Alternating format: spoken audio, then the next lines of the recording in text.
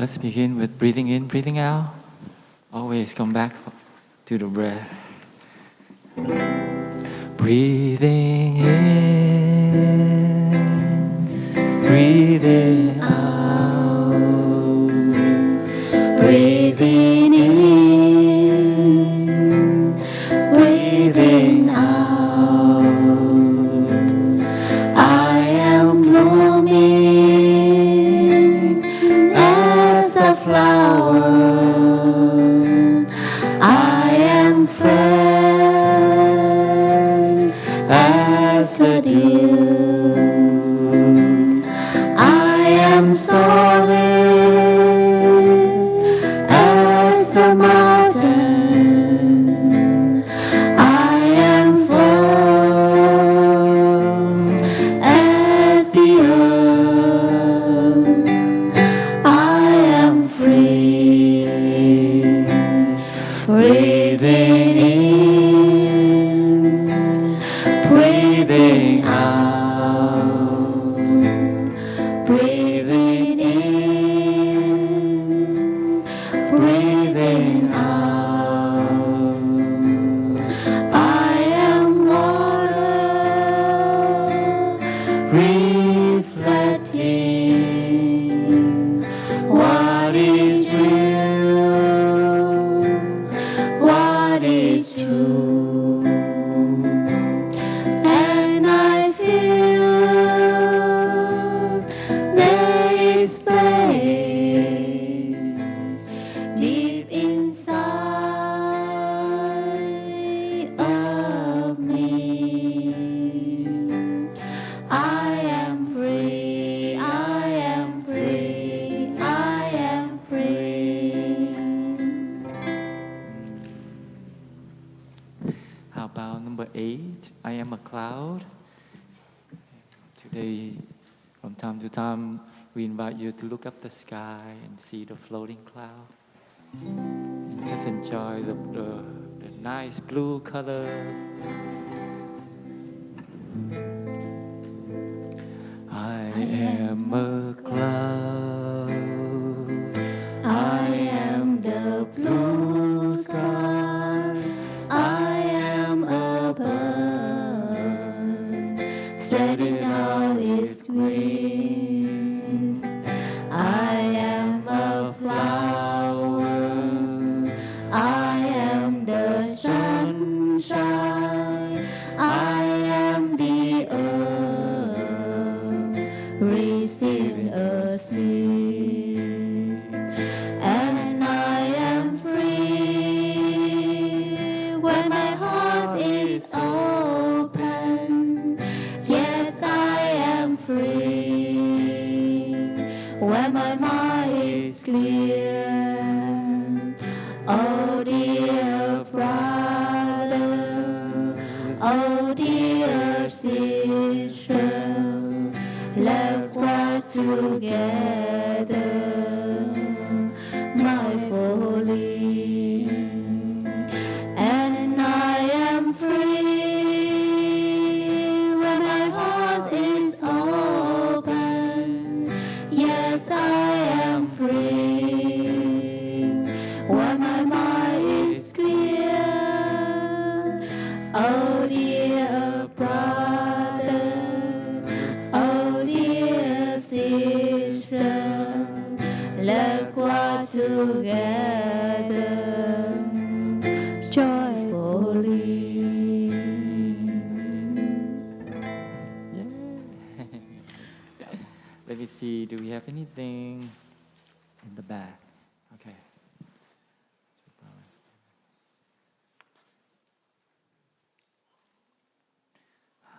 How about the island within?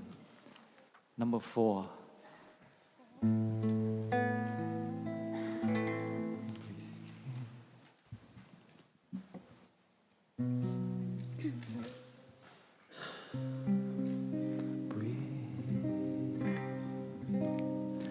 Breathing in, I go back to the island within myself.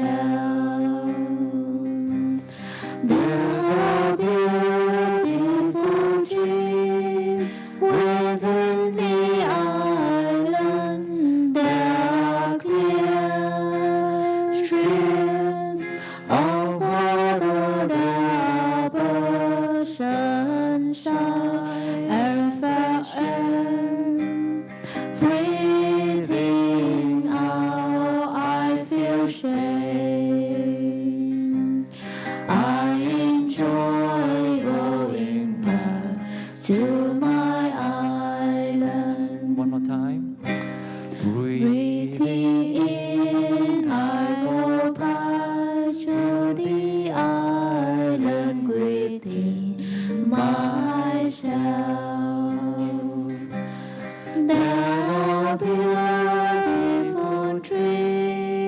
Within the island there are clear streams of water, there are birds, sunshine, and fresh air. Breathing out, I feel safe. I enjoy going back to my island.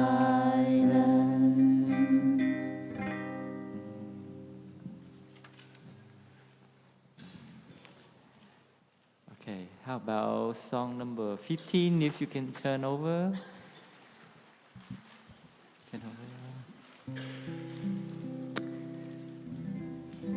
It's like calling happiness, identifying condition that can bring us happiness whenever we wake up.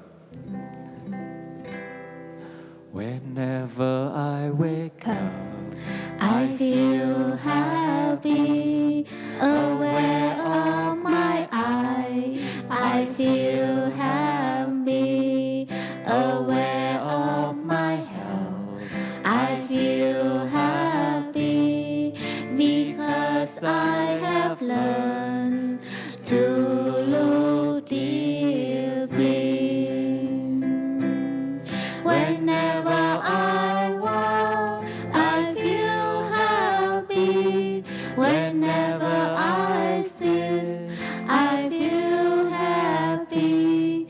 Whenever I rest, I feel happy because I have learned to look deeply. Okay, one more time.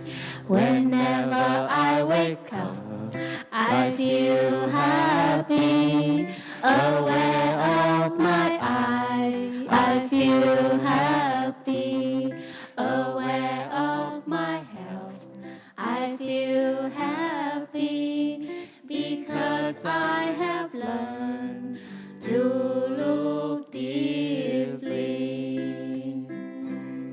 Whenever I walk, I feel happy. Whenever I sit, I feel happy. Whenever I rest, I feel happy because I have learned to look deeply. Okay. Thank you, dear friend. We don't have the children today. Hopefully tomorrow they come up. And now we invite the brother and sister to come up here to offer chanting before the Dharma talk.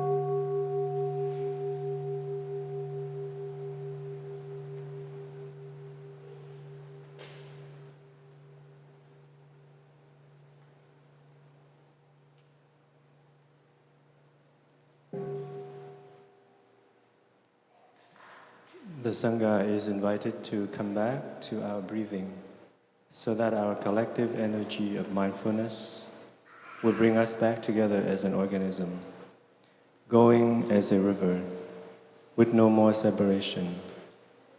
Let the whole Sangha breathe as one body, chant as one body, listen as one body, and transcend the boundaries of delusive self, liberating from the superiority complex, the inferiority complex, and the equality complex.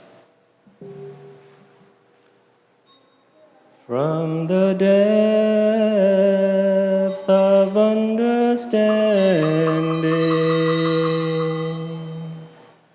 the power of great eloquence blooms, the Bodhisattva stands majestically upon the waves of birth and death, free from all affliction. The great compassion eliminates all sickness, even that once thought of as incurable. The wondrous light sweeps away all obstacles and dangers. The willow branch once waved boundless to the land. The lotus flower blossoms the multitude of practice centers. We bow to her, we see her true presence in the here and now. We offer her the incense of our hearts. May the Bodhisattva of the listening embrace us all with great compassion. Namo Avalokitesvaraya, Namo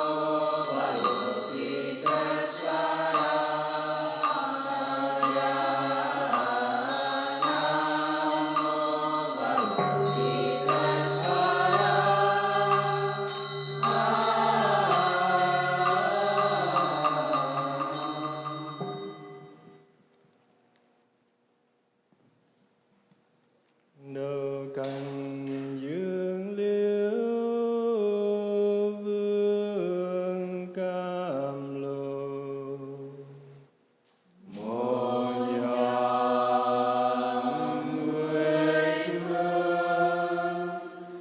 hương rưới cung đầy,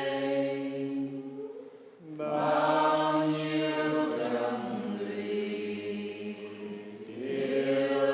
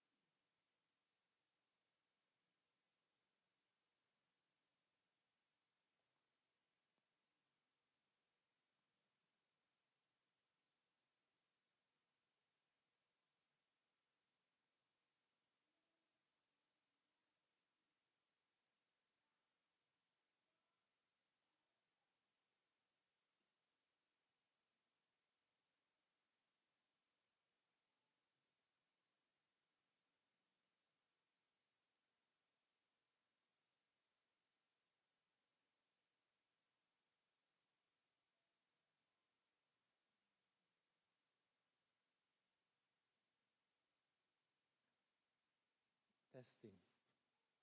Testing. Today is July 18, the year 2025. We are at the Great Togetherness Meditation Hall. Can you hear me well?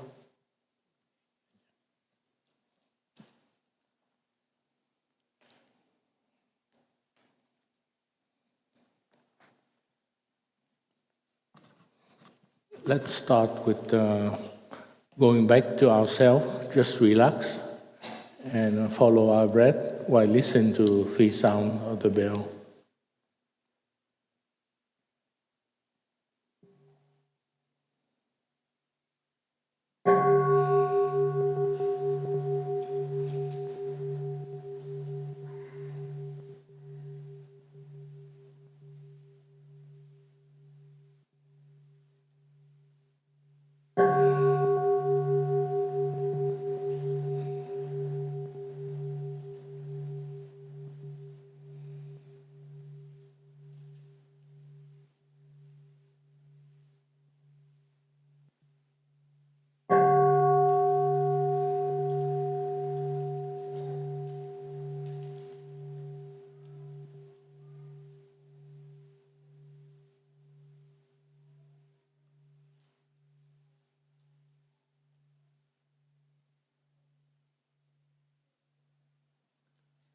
Good morning, dear Thầy, dear Sangha, dear friends.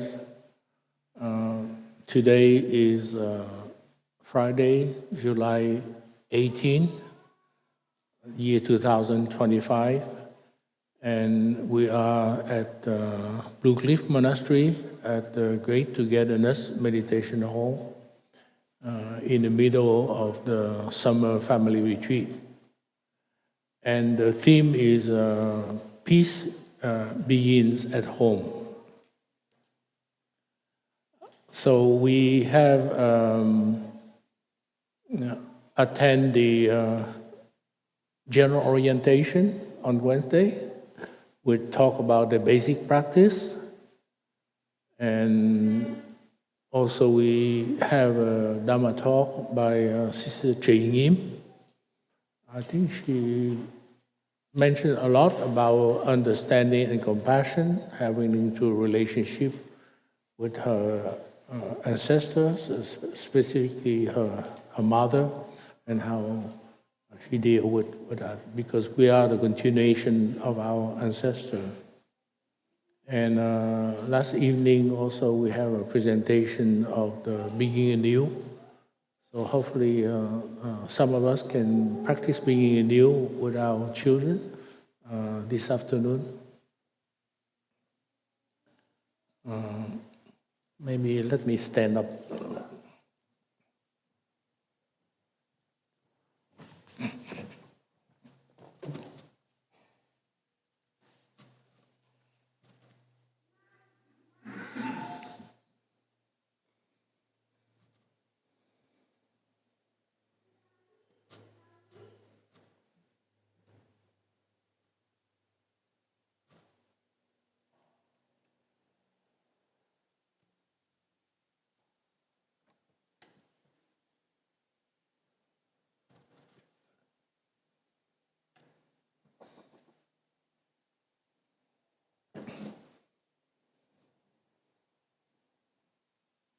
So let me ask you, how many of you attend the retreat for the first time at the Plum Village tradition at Blue Cliff?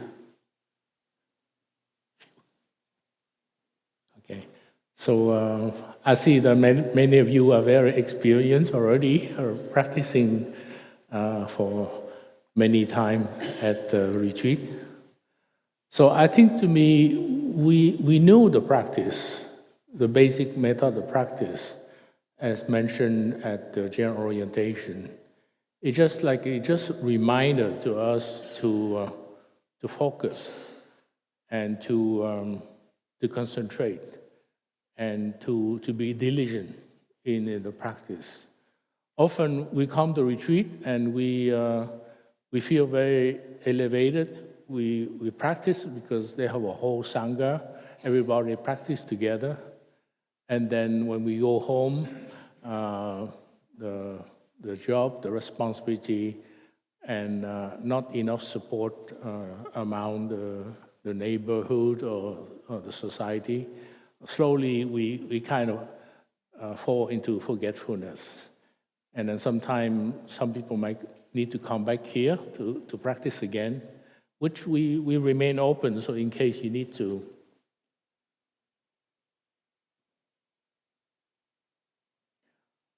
So to me, I like very much when our teacher give us a sentence that say, peace is the way. There is no way to peace. So we want that ultimate prize, that is peace. But sometimes it's not. It depends on how our mind was thinking, whether do we have enough peace, or we need more peace, or we need more conditions for us to be happy, to be joyful.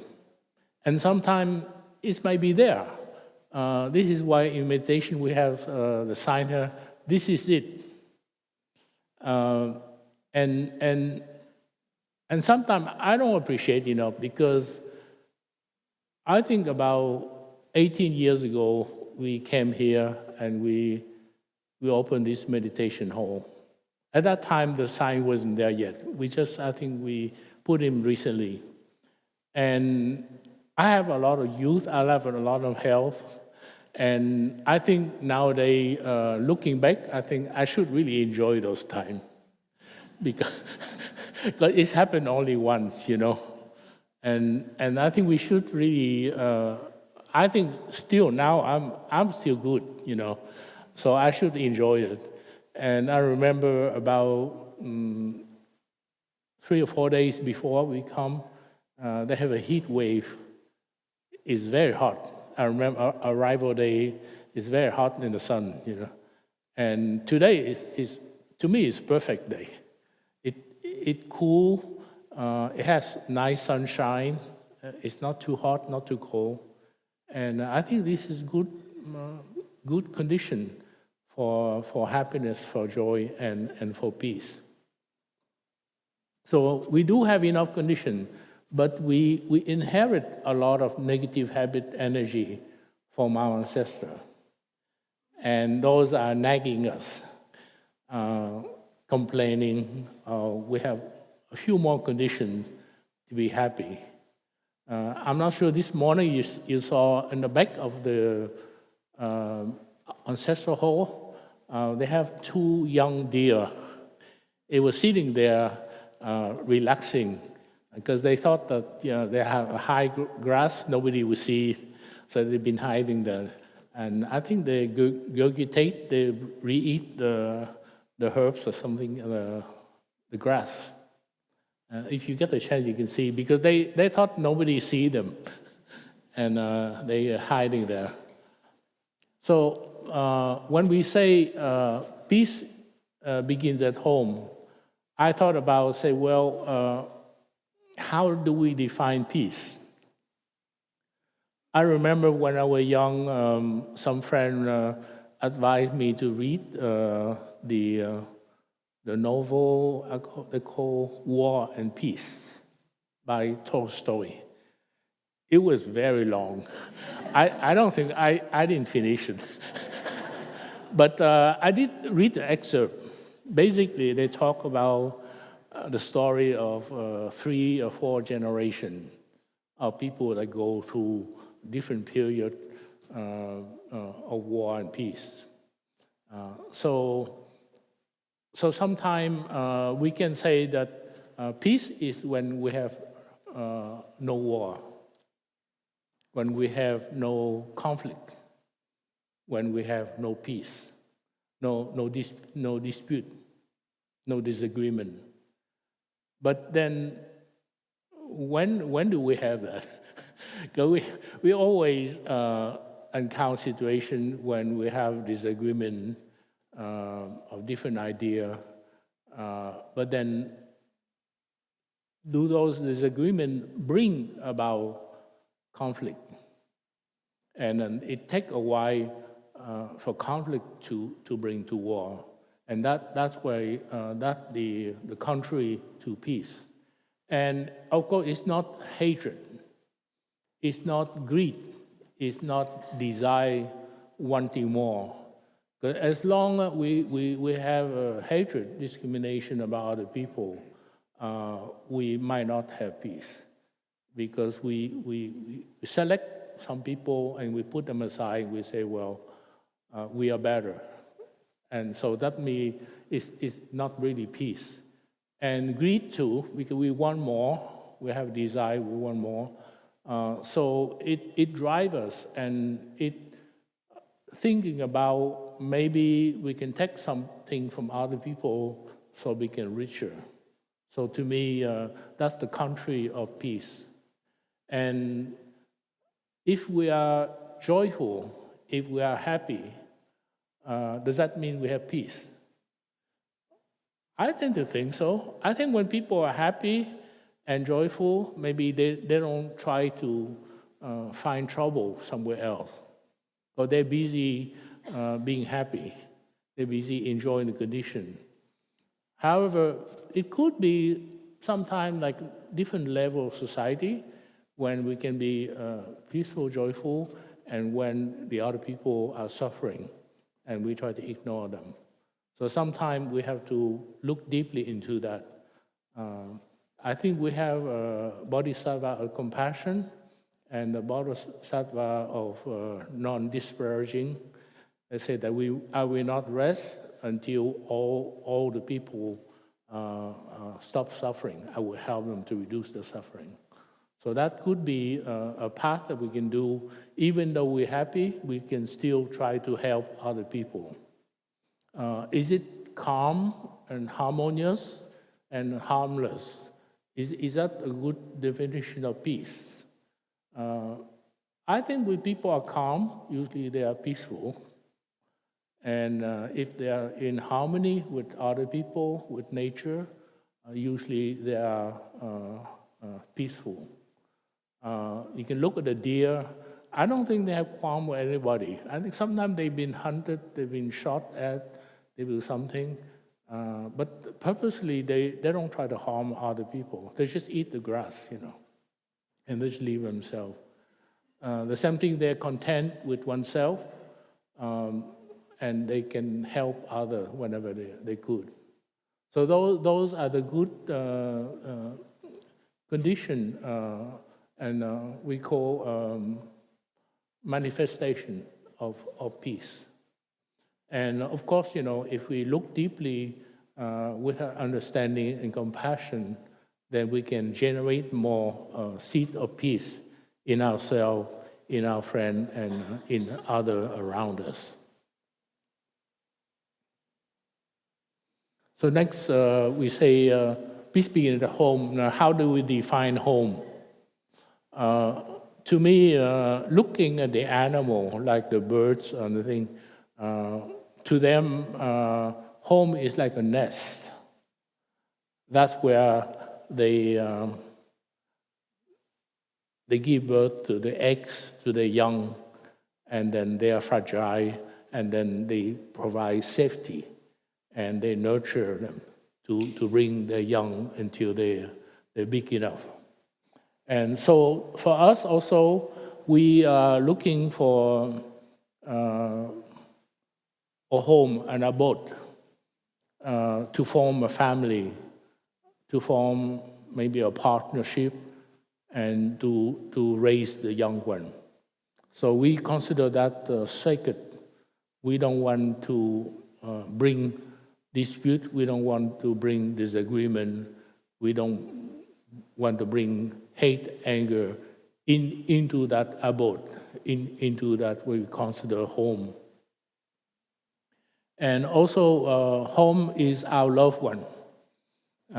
As we grow up together, we live together, we decide to commit ourselves to each other, and we try to to develop a good relationship. So sometimes we call home also that's our loved one.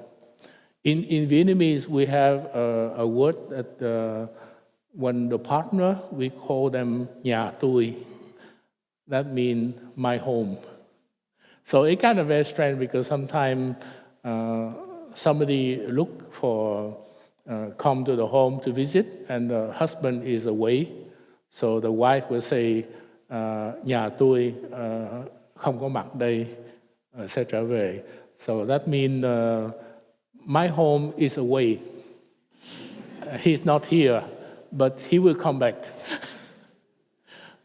So we call each other my home, as we appreciate, we value so much our partner that we call them is my home.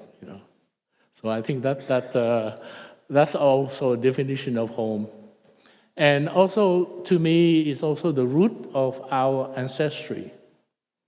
For example, I was born, I grew up in Vietnam for 20 years before I come to the US.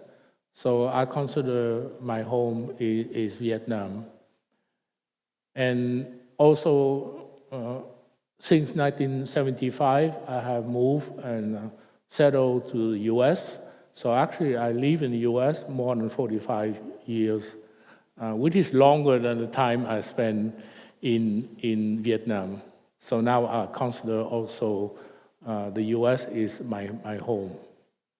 And I grew up under a French education, bilingual school in Vietnam. My father has a long relationship when he came to Paris to study in photography back in 1923 until 1926. And then he brought the photography back home. So he has a special relationship with France and Germany when they buy photographic equipment. So to me, I consider also France, and later on they settled in Switzerland as my home as well, because I have affinity, I have a good understanding of the culture, of the literature, of the way French-speaking are thinking. And so how you identify the root, and you might have some attachment and some friend. For example, for a good 26 years, I live in Philadelphia. So even though I moved to France to become a monastic, and also I went to Vermont and I stay at the Blue Cliff Monastery, I still consider Philadelphia as my home as well, because I have some good memory about it. So to me, home can be very many things to many people. And okay.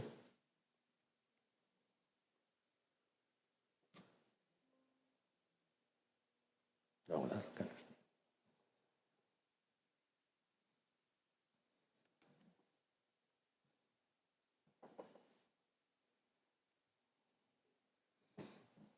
And last, also, home is where our own body and mind in the present moment that we consider home. So to me, this is something new, but also it's very important because we practice in Zen, we practice being home at the present moment, because the past is something already gone. The future has not happened yet. So right now, what we do, what we think, what we speak is at the present moment. So to me, our home also can be the people in front of you. That is, right now, we are forming a Sangha at the retreat. So during that time, all the people here are our home. So we practice so we can have kindness, loving kindness, compassion with everybody, and we learn how to water that seeds. So when we leave this place, we can bring that home with us, and that's what we call sometimes mobile home, universal home. So, for example, now because I have so many culture, actually now I feel that I at home everywhere I go. Because I can dig root into the present moment, and I know the practice of loving kindness, compassion, altruistic joy, and equanimity, then I don't have to particularly choose any specific place to discriminate other places. So I can really find joy and happiness and peace everywhere I go.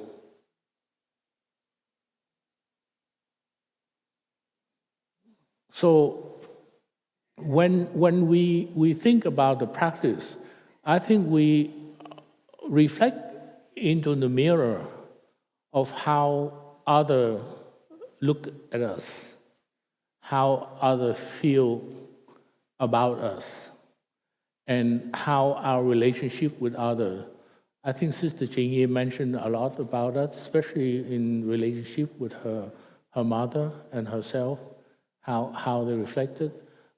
Each person has a specific need, and when we are very young, like when we're 4, 5 years old, we are very vulnerable, and we can be subject to a lot of negative habit energy, anxiety, suffering. We feel that we're not being loved, we're not being cared enough, people don't understand us, we're not being listened. So to me, we need to practice watering the good seeds into us, into our 5 years old child inside of us, so we can have a more stable forbearing. We can know how to deal, to love ourselves, and then from then we can project our love into others. So for me, I think to me, I try to develop a deep caring and a reverence for everything. I love science, and I read a lot about the dinosaurs and things like that. And we went to the shore and we saw some horseshoe crab. And I read about them. So to me, they are vestige of the fossil from way back before the dinosaur, during the time of the dinosaur. So the horseshoe crab is kind of similar, like a trilobite type of thing. And for them to survive, that means their ancestors have to proliferate for 100 million of years in order to be existent now. I think Sister Jingyi mentioned about the root of her ancestor, like a triangle, and it expand. So the same thing to me, for the horseshoe crab to be alive, that's a blessing. And just like any other, whether a dragonfly, we know the dragonfly exists during the time of the dinosaur as well. And when I was young, I was fascinated by dinosaurs. And actually, we don't pay attention, but actually the bird are descendant of the dinosaur. So to me, every creature is precious. Every creature wants to survive, wants to tend to their young. And also human being, the same thing. Whether the color of our skin, whether how, for me to exist, my ancestors have to proliferate maybe a few 100 million of years before I come into existence to you. And the same thing, it could be in any continent, whether in Russia, in South America, in Europe or something. So we're practicing have reverence for life, for each other. And also, when we have in a different opinion in conflict, sometimes it's good to practice stopping.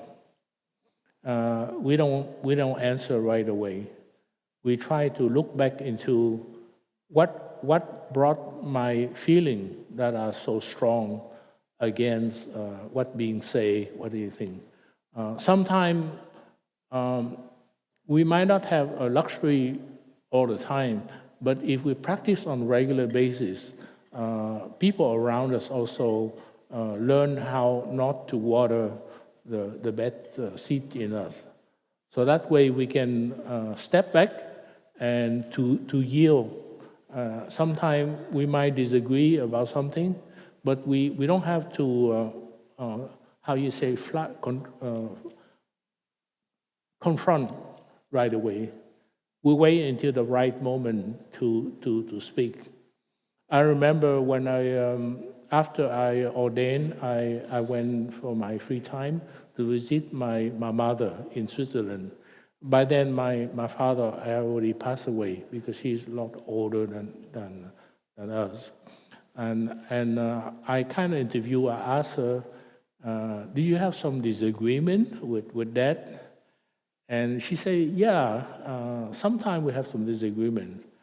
But I practice never questioning or opposing my husband in front of the children. I'm not happy about something that he say, but I hold it, I yield it, and I wait until before sleeping, and I will speak with him. I say, well, what you say today, I feel hurt. I disagree with what you say, and please try to do better next time. But so that way, we grow up, we never see our parents have a dispute about disagreement. So I think to me, I think that's a good quality of my mother. Yeah, he can do that. Okay. Seems like we have.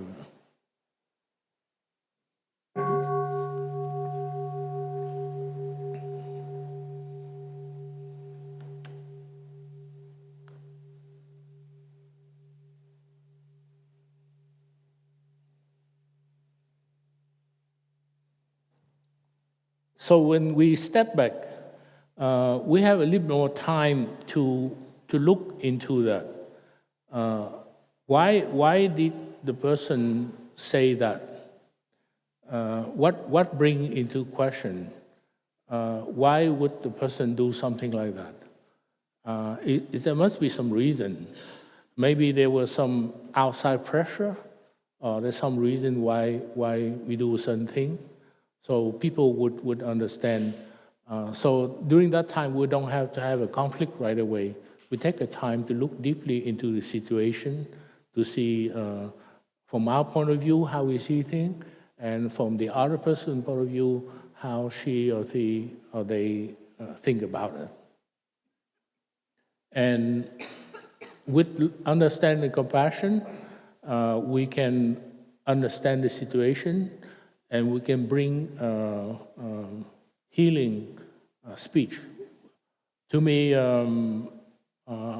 I think it's beneficial speech is like her, because it's appropriate to the situation, appropriate to the moment, and it helps us, and also it helps the other person. And of course, we use loving speech, so it makes it easy for people to listen to what we have to say. So to me, those are the good elements that develop peace and harmony in the family. So why we don't have good relation with our father, with our mother, with our sibling, with our friends, with our partner, or so on? Because we inherit a lot of negative habit energy from our ancestor.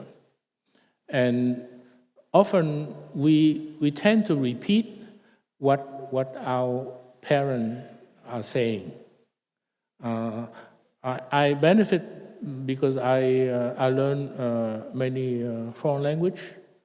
So when I speak Vietnamese, I kind of say what my mother, my father say, but when I speak French, I kind of say what the teacher was saying, because that's how you learn how to speak the foreign language. So I have a different set of thinking. I don't have to be caught in the same pattern of speech that I caught in that particular culture. The same thing when I come to the U.S. I learn U.S. from many teachers, many friends in university. I have one of the dear Chinese teacher who I admire a lot. He's from Hong Kong. He speaks perfect British English. And also he's a polyglot. He speaks many foreign languages. So to me, I'm not caught into any specific culture. I can move around. I can see the negative part of every culture, and I choose also the positive part of each culture and civilization. The same thing is often we have a tendency to quickly retort and have a quick reaction. And sometimes it might not be helpful because we're not fully understanding the situation, we're not fully understand the person, why the person behave in such a way, and then we escalate the tension, the disagreement, the conflict. So if we can learn how to yield, how to stop and wait a little bit and look deeply into that, how we can solve the situation. So that, to me, that helped a lot in relationship, especially among the family, member. And also we look deeply into our notion of self, our idea, how we protect ourselves, our own idea, and our ego, consciousness. This retreat is, we don't have enough time to go into the Buddhist psychology. If you have time, you can read the book, Understand Our Mind, by our teacher. It mentioned a lot about this different level of consciousness. And also we can recognize the root cause of fear and our own suffering, and why we behave a certain thing, why we are being abrupt, why being angry, why being anxious about things or fearful about something when we deal with different things. So we learn how to transform the negative habit energy, and we learn how to water the positive seed of positive habit energy to us. So yeah, a little bit so you can see, because I mentioned about the manas. In a certain school of Buddhism, they divide the consciousness of a human mind into 8 levels. So they have 5 consciousness of the 5 senses, of eye consciousness, ear consciousness, nose consciousness, tongue consciousness, and body consciousness. And this is the ego consciousness, the manas. But this is the mind consciousness. They call it 6th level consciousness. So when we bring a thought into our mind, we think we produce a thought, that we water the seed of habit energy into our mind consciousness. So what important, what we bring up into our mind. Sometimes the seed here have been watered a lot, whether negative, positive, especially negative.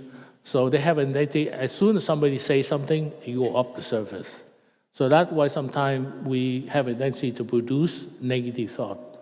Sometimes here, for example, this is a wonderful condition, and when you sit meditation, you end up having a lot of negative thought, because sometimes it's been watered in the past so much, so it keeps coming up. Whether fear, anxiety, anger, and we don't produce the mental formation like joy, happiness, kindness, compassion type of thing. And this is the storehouse consciousness on the A level, they call the basement consciousness. It's much larger than the subconscious by Carl Jung. Carl Jung mentioned about it. So this can be many generations. It's not just our past experience, but it could be our ancestor. It could be the whole population consciousness as well.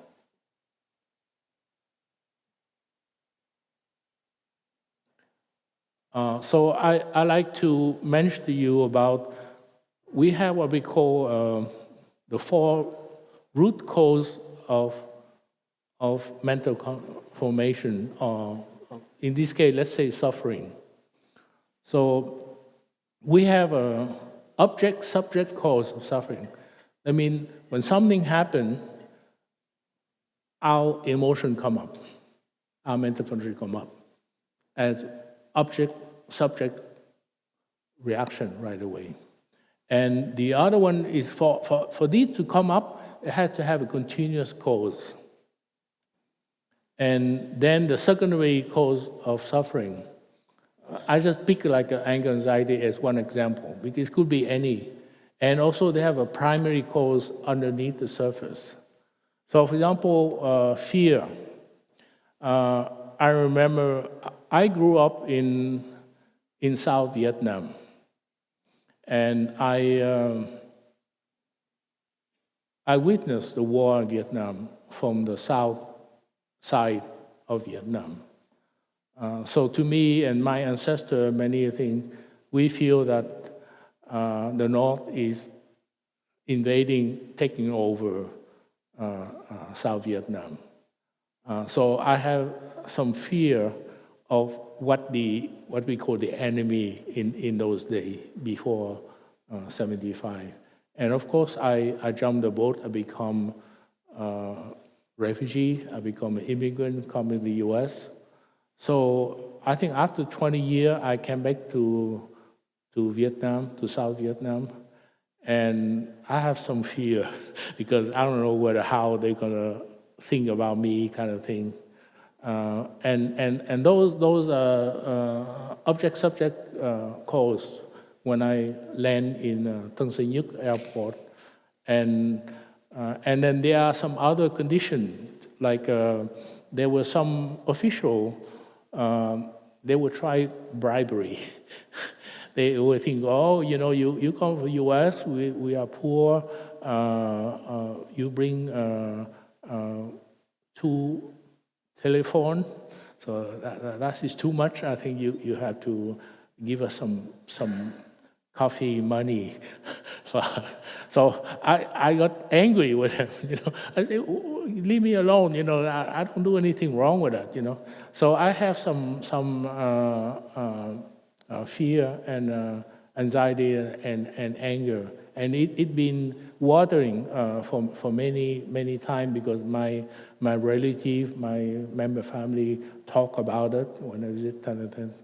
I have since healed myself. I have since make good relationship with Vietnam, South, Center, North. Now I understand the people involved. Most of the people involved in the war has already passed away. So now we have a future generation that we try to mend and to transform. And most significant is in 2005, I become a monk. I came with my teacher, our teacher, like 250 monastic together. And we make a lot of change, transformation in the people consciousness, and we help a lot of people. So I feel good about this kind of thing. And then I remember when I first landed in Hanoi, in the north, 2005. That was my first time landing in North Vietnam. Somehow I have a fear. And at that time, I already went back to Vietnam in 95 and so on. But then there's some kind of fear like this is unfamiliar territory to me. And I remember at night I sleep and I feel like they have a certain level of anxiety, fear. And I don't know why, because I'm protected by the Sangha. I'm a disciple, our teacher, so there should be no problem with the whole delegation, monastic delegation. And looking back, now I understand that because there was a conflict between the North and the South, way before the French War, way before the American war in Vietnam, is the Trịnh Lord and the Nguyễn Lord. And we fought each other. So I'm a descendant of the Nguyễn, and we reluctantly have to escape, go down the south. So my family originally are North Vietnamese, maybe 20 generations ago. And we went to Quảng Ngãi, and after that we went down to Mỹ Tho, Chợ Gạo area. That's where we settled. So to me, part of my anxiety is that the anxiety of my ancestor, of the Nguyễn Lord, who have to escape, fear for their life to go to the south. So when I understand that I embrace it, then I can transform it, and then I think I'm okay now.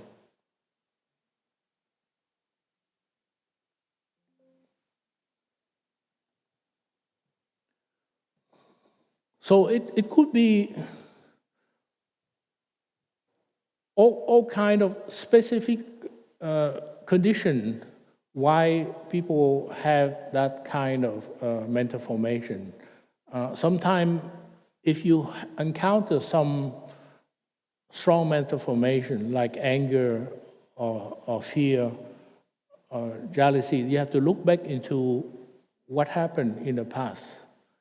Is that something that come from myself or come from my childhood, come from my parents? I remember when I first ordained, there was a French monk. He shared about his experience with anger. And for me, that's very good eye-opener for me. At that time in Plum Village, there are very few people who speak French, except our teacher and Sister Chang Khong. So we have a lot of Vietnamese monk and nun. But then we rely on the French monk to translate and to do administrative work, because every time we have to deal with the township, with permission, with the contractor, we ask the French monk to deal with that. So that is the continuous cause of suffering. And I remember he mentioned there was a big hole on the ground, and it's very dirty. So the monk decided to fill the ground with dirt and cement, so that way they can have like an area you can hang the clothes, when you do laundry. So they asked him to call the contractor, the French contractor, and to bring back. And so he shake hand with. In those days they have no written contract. They shake hand with a French contractor, and so you fill this thing with earth and cement, strong, and I pay you 3,000 French francs, and that's the deal. So they just shake hands. That's it. So I think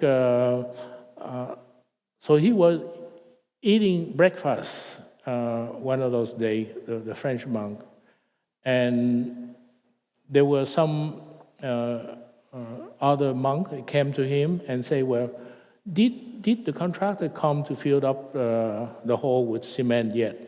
And they say, no, he didn't come. He's going to come very soon. And the other monk say, oh no, we don't have enough money this month. So can you call the contractor? Just cancel the contract. because we don't have money to pay him, so maybe we can do another time. It's not that urgent. But the French monk, upon hearing that, he has anger coming up for service. His face become red. And he know in the Plumberless tradition, when you are angry, you're not supposed to say anything. So he abandoned his breakfast. He say, "Excuse me, I have to go for a walk." So he go for a walk just to calm down. He's not saying anything. And he say, "Why do you have to do that? That I make that promise, And I don't want to do that, I don't want to stop him from coming, So he went the whole one round of the area of Plumberless. And he still doesn't feel well. He doesn't want to call the other guy. He went to another round. And meanwhile, the French contractor came. So he poured all the cement into the hole, everything like that. And so he came back and said, "Oh, okay, I feel much better now." Because I don't want to say to the guy to stop him to do that, because I shake hand, I make a promise to him to do that. So of course they have a beginning anew among the monks and things like that. And then about a few days later, he went to the village to go shopping for food. He's a shopper too, because that's one of the continuous course. This is kind of weird. Okay. Okay. Yeah. So this is the secondary cause of suffering. That's I mentioned. So when he went shopping for food, of course he used to be working before he became a monk. He one of the senior monks.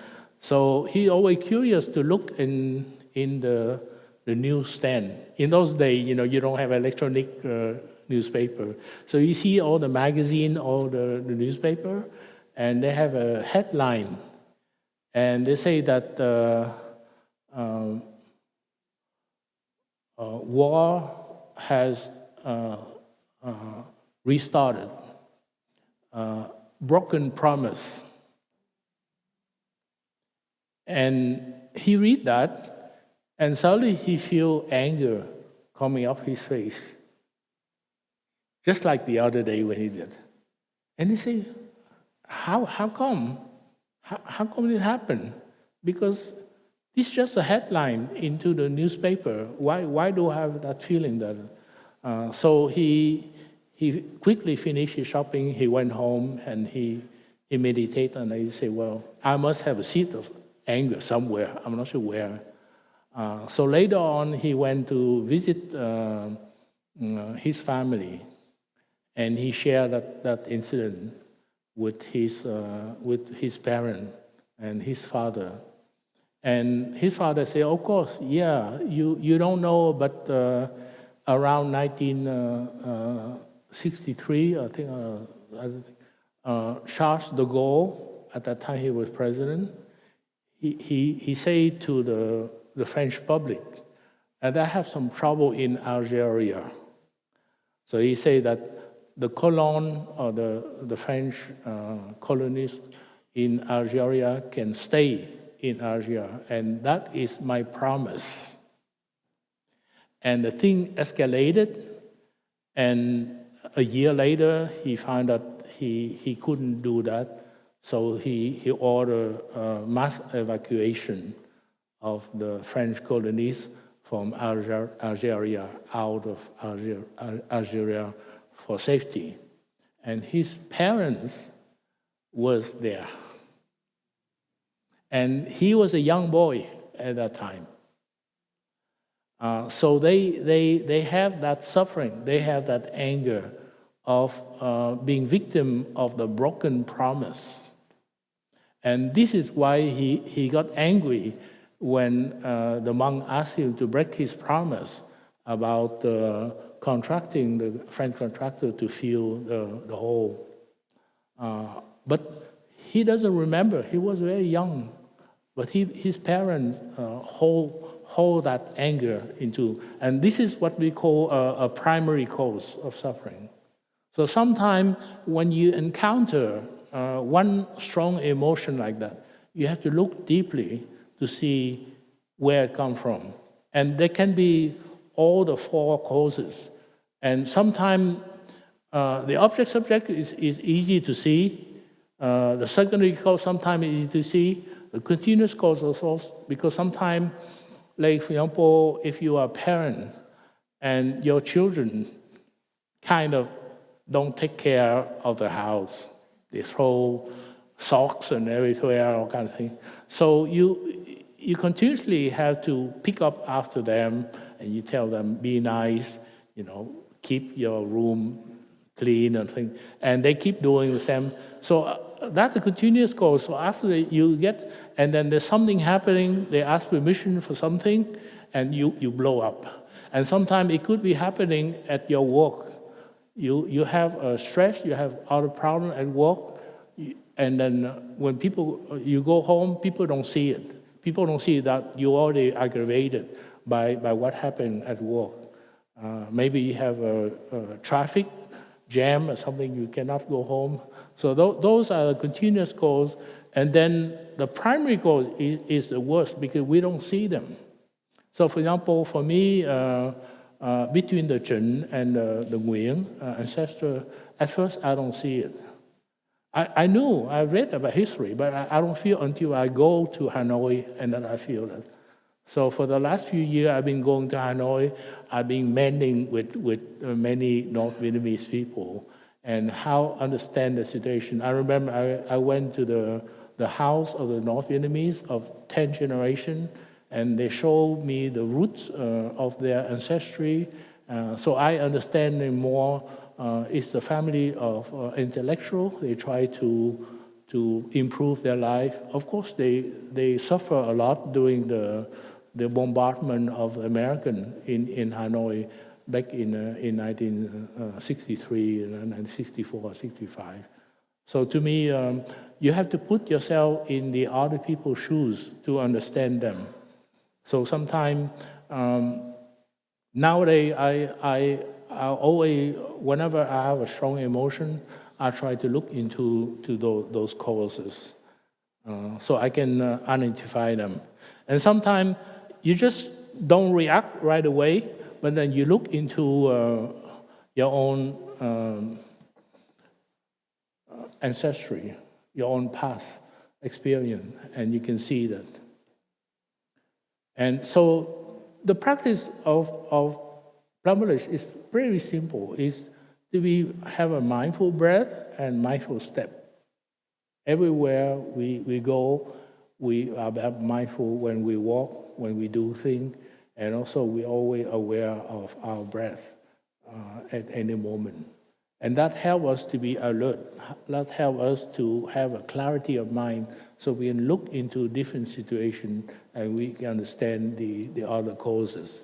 And of course, the agent for transformation is to apply mindfulness, and sustain mindfulness become concentration. So we focus only one thing at a time. Whether when we cut carrot and we cook, we just cook. So to me, we have a tendency to multitask. We do something, we look something. We eat, we watch TV, we do all kinds of things. So to me, that breaks concentration. We don't have enough focused attention so we can see deeply into the problem. And that sometimes you cannot see right away. It took me many times. I have many other mental formation, and sometimes I found solution in my sleep. Because you have that problem and you hold it into your consciousness. You say, I'm going to try to see the root of it.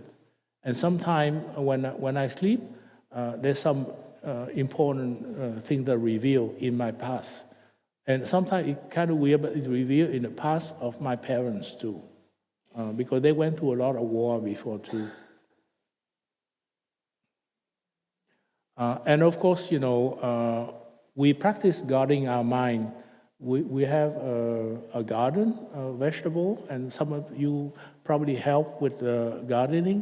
And you know, the main thing about the gardener is you have to weed.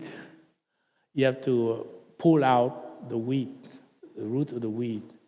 And you have to identify the plant that you want to plant and to grow. And you have to water those plants.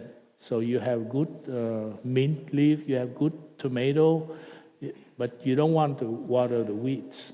So to me, the same thing with our mental formation. We have 4 right diligence. It's a positive mental formation, like love, joy, compassion, are up into the mental consciousness. I mean, in the mind, keep it up. It's like a good guest. You want to keep in our living room.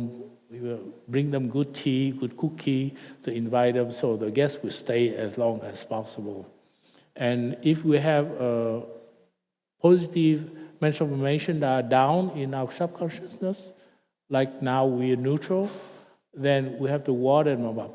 And also not only us, but also we ask our partner, we ask our friends, our family member to water the good seed so we can feel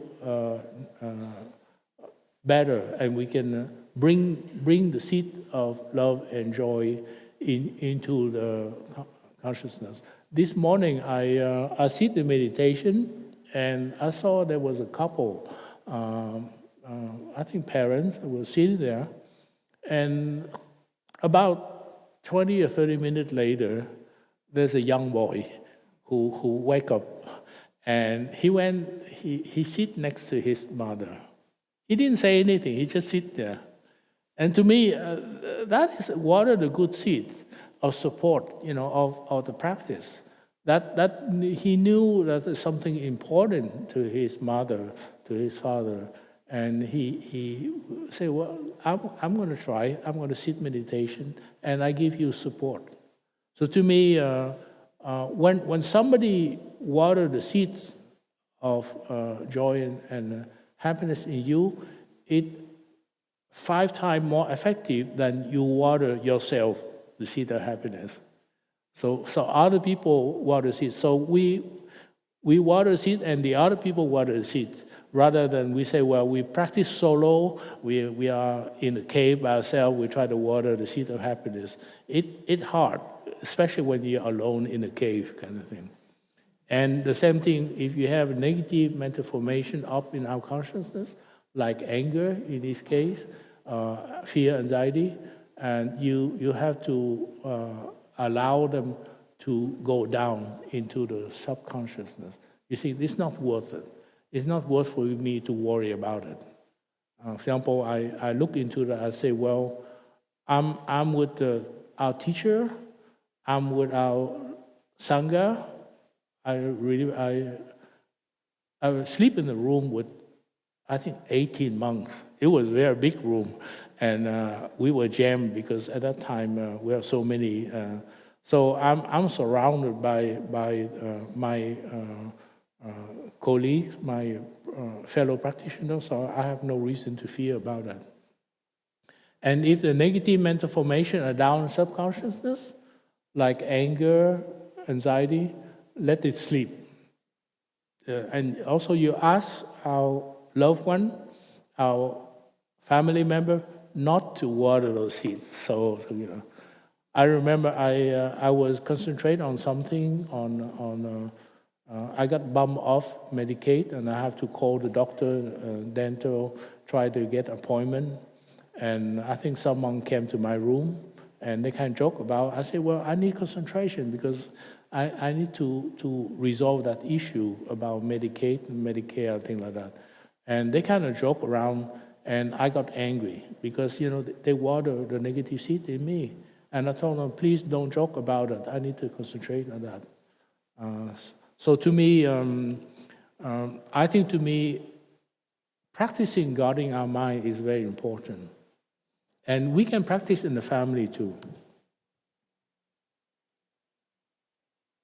And to bring more joy and happiness into our life, I think we practice also watering the positive seed we call the four immeasurable love.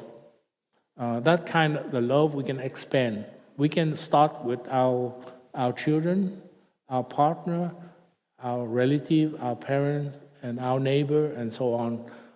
So that is a loving kindness, is the capacity to offer love and happiness, and also compassion, the deep listening, the capacity to take away the suffering of the sadness. And that takes some practice to do that. But we can always improve ourselves, and also to practice, because being joyful, happy for others. We don't feel happy only because our situation got better. If some other of our family members are successful about something, we feel happy too. And also we practice inclusiveness, non-discrimination, so we can enlarge the circle of love. You know. So I think, I hope that we got all the tools we need, and all we need is really to practice. And I think we are very happy in the sense that in our family, many members come to practice together. Because sometimes if you are the only one who come to practice, it's kind of hard to try to explain to people why we are practicing, why it's important to us. So to me, you are very lucky in the sense that you bring your family to practice together. So together you can form a support group for the practice. Tai also mentioned that in any civilized home, we should have we call a breathing room, like a meditation room. So it's like a neutral place. So whenever you feel upsetting, you feel angry, you feel sad, you come to that room. So when you have in conflict, you have a dispute in the family, and if you can have that neutral room. So let's say you are disputing with each other, but one partner come to that neutral room or to breathing room, then the other person don't have a right to pursue. So it's like a refuge room. So we could call it a peace room. So when we come, it's like a UN territory, you know. Nobody can attack us at the UN territory, you know. So to me, if your home is big enough, I think you can put a small mat cushion, maybe a small altar, a candle, maybe a vase of flowers, something like that. And that also for us to resource ourselves, to rest from the stress, from the tension in our life. And sometimes a member can join in. Say, for example, the mother got stressed out, because I think she can come to the room, she sit, and maybe the children can come, one child can come and sit by her side, you know. I think that's a wonderful thing if we can each support each other in the practice. Thank you very much. So let's listen to 3 sounds of the bell.